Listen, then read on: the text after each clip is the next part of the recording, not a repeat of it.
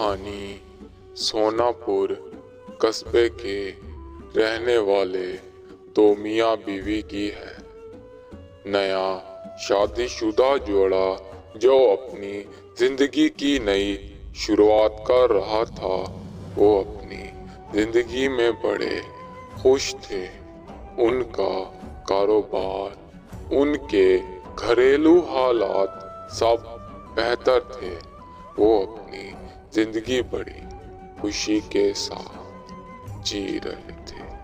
गांव के वासियों ने उस गांव में एक रस्म बनाई हुई थी कि जो भी नया शादीशुदा जोड़ा अपनी जिंदगी एक संग गुजार रहा है और उसकी शादी को एक साल गुजर जाने के बाद उन्हें गांव से दूर घूमने फिरने के लिए रवाना किया जाएगा कि वो चंद दिन बाहर गुजार कर आए और अपने लम्हात को याद करें। उन मियाँ बीवी का सफर शुरू हो चला था। उसके मियाँ की एक आदत थी कि वो राह चलते किसी भी इंसान से बातचीत कर लेता था और अगर उसे किसी चीज की जरूरत पड़ती या उसे पानी की तलब होती तो राह चलते कोई भी जगह पर रुक जाता और पानी जहाँ पर भी जैसा भी जो चीज भी मिलती उसे चुपचाप ले लेता और खा जाता। उसकी बीवी हर वक्त उसे इस बात पे डांटती थी कि हर आई जाई जगह पर कोई भी ऐसी चीज को ना खाया करो जिसका तुम्हें पता भी नहीं है कि ये कैसे बनी और यहाँ पर कैसे पड़ी हुई है।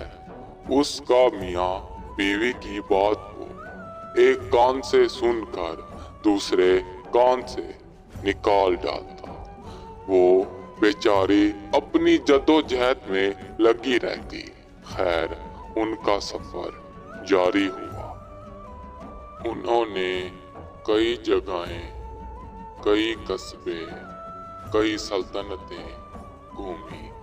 खुदा की दी हुई नेमत जिसे हम आंखें बोलते हैं, उनकी बदौलत उन्होंने मुख्तलिफ खूबसूरत जगहों को देखा, उन्हें सराया, मुख्तलिफ लोगों से मिले, उनकी राय ली, उनसे बातचीत की। वो बड़े खुश मिजाज तरह से अपना सफर जारी रखे थे। बिल आखिर इख्तिताम को उनका वक्त पहुंच चुका था। अब उन्हें पीछे गांव वालों की, अपने माँ बाप की और खास तौर पर अपना घर याद आ रहा था। उनका घूम फिर कर मन भर चुका था। अब वो वापस अपने कस्बे की तरफ रुख कर रहे थे। उन्होंने वापसी का सफर जारी किया और अचानक सफर के दौरान बड़ी तेज बारिश शुरू हो गई। उन्होंने किसी जगह पर रुककर बारिश का इंतजार किया कि जब ये थमेगी हम अपना बकिया सफर तय करेंगे। उन्होंने एक रेगिस्तान से गुजरने का फैसला किया। उसका मियाँ नए नए रास्तों पर सफर करने का शौकीन था। उसने अपनी बीवी को उस रास्ते की तरफ मजबूर किया। बिल आखिर उनका सफर जारी हो गया।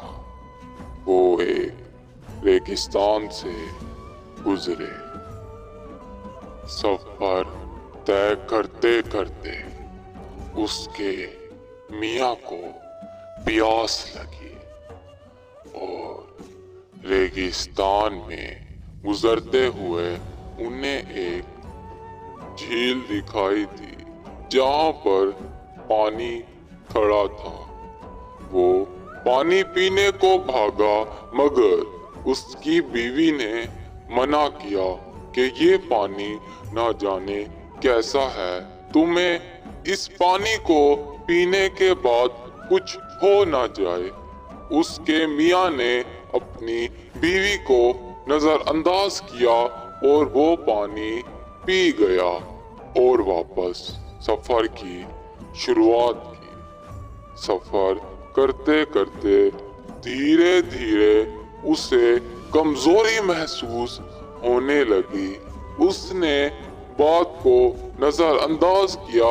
वो अपनी मंजिल की तरफ चलते गए। अचानक उसका मियाँ बूढ़ा होना शुरू हो गया। उसके सारे बाल सफेद हो गए। उसकी जवानी इतनी तेजी से ढली कि वो बुढ़ापे की तरफ पहुंच गया। वो इतना ज़ईफ और कमजोर हो चुका था कि दोनों एक पत्थर पर बैठे हुए थे कि वहीं पर दो बूढ़े और एक नौजवान उनके पास आ गया और कहा कि लगता है आपने भी उस झील से पानी पिया है।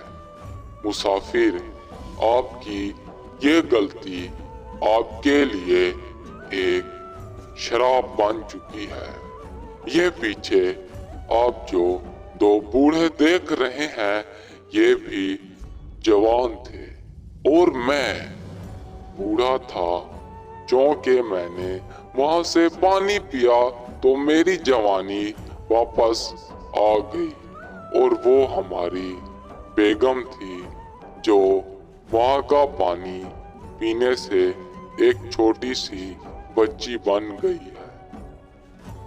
उसका मियाँ बहुत ज्यादा परेशान हुआ। उसकी बीवी पास बैठे उसे सहारा दे रही थी मगर उन्हें कहीं से कोई उम्मीद की किरण दिखाई नहीं दे रही थी और अब वो वहीं बैठे परेशान हो गए कि अब क्या करें, कैसे पहले की तरह खुद को करूं। सब बहुत परेशान हुए ठहरे थे। अब उन्हें बड़ी तेज भूख लगने लगी मगर उनके पास खाने पीने की कोई एशिया मौजूद ना थी और ऊपर से वो सारा रेगिस्तान सुनसान था। कहीं पर कोई इंसान ही दिखाई नहीं दे रहा था। उन्होंने मजबूरी में आनकर भूखे प्यासे सफर को जारी रखा। धीरे धीरे उनका सफर इख्तिताम को पहुंचने लगा और उसका मियाँ जो कि बूढ़ा हो चुका था बहुत परेशान था अपनी जवानी को लिए।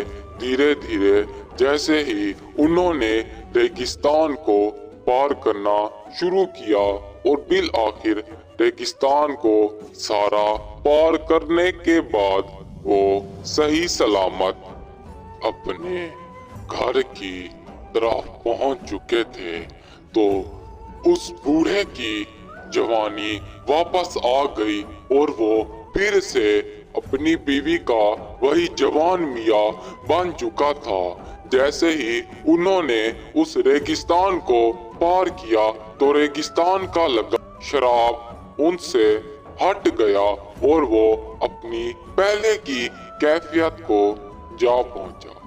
तब उस मियाँ को एक बात बिल्कुल साफ साफ समझ में आई कि मेरी बीवी ने मुझे जिस चीज से रोका मैं उसकी खिलाफ वर्जी करने लगा जिसकी बदौलत मुझे ये सजा मिली।